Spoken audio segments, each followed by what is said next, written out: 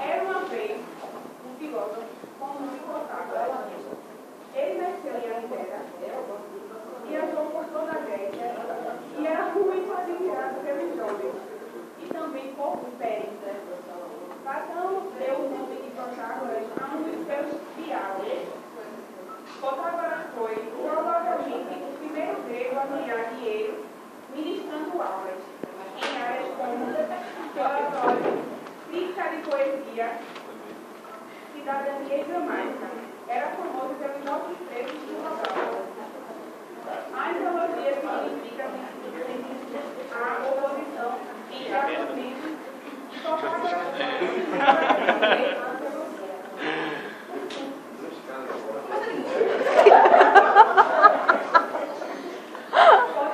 sempre falava que o homem é a mesma de todas as coisas.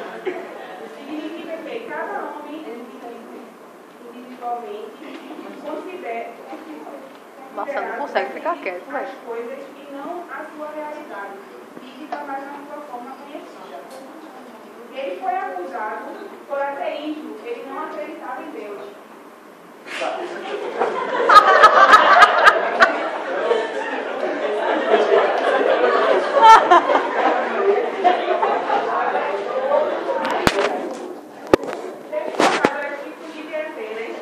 Onde foi processado e condenado pela sociedade. Culpado, você é culpado.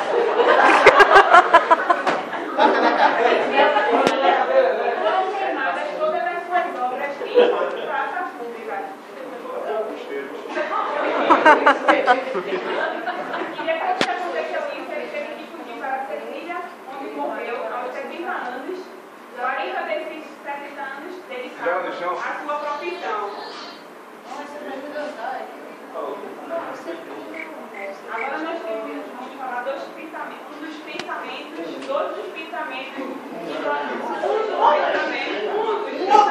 Protágoras. Um dos pensamentos dele era falar determinadas situações, porque cada indivíduo com a sua situação. E quando a gente fez esse trabalho, ele deve ser uma graia. É bem comum, né, isso aí.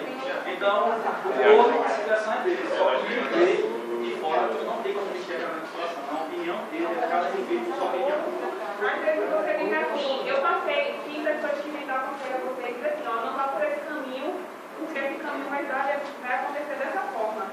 Só que para você ir por esse caminho, as coisas vão ser totalmente diferentes. O que aconteceu para você, a sua experiência não vai adiantar porque vai ser outra coisa totalmente diferente para ele.